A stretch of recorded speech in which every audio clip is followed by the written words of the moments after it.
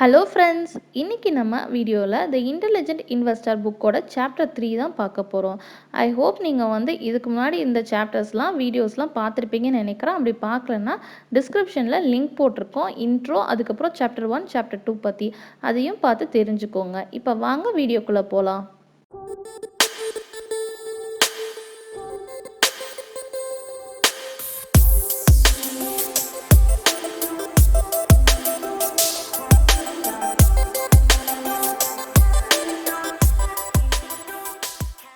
Chapter 3 எதை பற்றி இருக்குது அப்படின்னு பார்த்தீங்கன்னா, future does not depend on past அப்படின்னு சொல்கிறாங்க.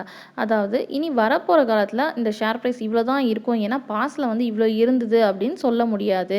அன்னைக்கு டேட்டோட மார்க்கெட் ஸ்ட்ராட்டஜி எல்லாத்தையும் பொறுத்து தான் இருக்குது. எக்ஸாம்பிளுக்கு பார்த்தீங்கன்னா, தோனி ஒரு மேட்ச்சில் செஞ்சுரி அடிச்சிருக்காங்கன்னா, நெக்ஸ்ட்டு வரப்போகிற மேட்ச்லேயும் கண்டிப்பாக செஞ்சுரி அடிக்கணும்னு அவசியம் இல்லை. அது அன்னைக்கோட மேட்ச் கண்டிஷனை பொறுத்து தான் இருக்குது.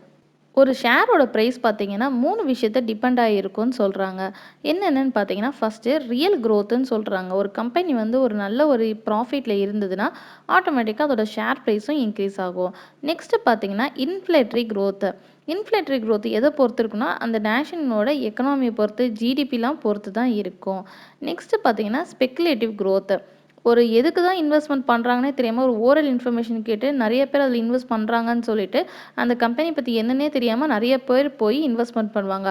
அந்த மாதிரி நடக்கும் போதும் சில நேரத்தில் ஆட்டோமேட்டிக்காக அந்த கம்பெனியோட ஷேர் ப்ரைஸ் கண்ணாம்பின்னான்னு இன்க்ரீஸ் ஆகிருக்கும். கிரகம் என்ன சொல்கிறாருன்னு பார்த்தீங்கன்னா, the higher they go harder they fall அப்படின்னு சொல்கிறாரு. அதாவது எவ்வளோ சீக்கிரமாக ஒரு ஷேர் இன்க்ரீஸ் ஆகுதோ அவ்வளோ சீக்கிரமாக அது கீழே வந்துடும், எந்த ரீசனுமே இல்லாமல் அந்த ஷேர் இன்க்ரீஸ் ஆச்சுன்னா அப்படின்னு சொல்கிறாரு.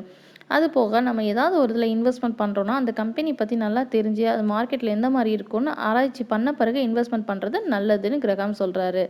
1990s பார்த்தீங்கன்னா, நான் அதுக்கு ஒரு எக்ஸாம்பிள் சொல்கிறேன்.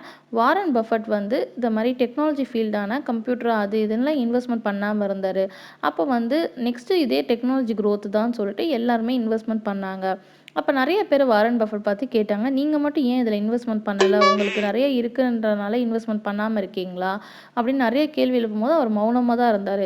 ஏன்னு பார்த்தீங்கன்னா, அவருக்கு அந்த ஃபீல்டை பற்றி அவ்வளோ நாலேஜ் இல்லை. அதனால அவர் இன்வெஸ்ட்மெண்ட் அதில் பண்ணுறதுக்கு ரெடியாக இல்லை.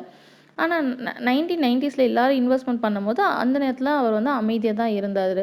2000 பார்த்தீங்கன்னா அந்த ஷேர்ஸ் எல்லாமே பயங்கர டவுன் ஆச்சு. எல்லாரும் 95% அவங்க கேபிட்டலே இழந்தாங்க.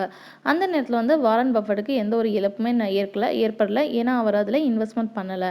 ஸோ இதிலேருந்து நம்ம என்ன தெரிஞ்சுக்கிறோன்னா, நம்ம ஒரு இதில் இன்வெஸ்ட்மெண்ட் பண்ணும்போது அதை பற்றி நம்ம நல்லா தெரிஞ்ச பிறகு நம்ம இன்வெஸ்ட்மெண்ட் பண்ணுறது ரொம்ப நல்லது.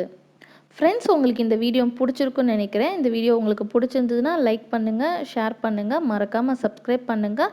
உங்களுக்கு ஏதாவது டவுட் இருந்தால் கூட கமெண்ட் பாக்ஸில் சொல்லுங்கள். நான் கண்டிப்பாக உங்களுக்கு ரிப்ளை பண்ணுறேன். தேங்க்யூ ஃபார் வாட்சிங்.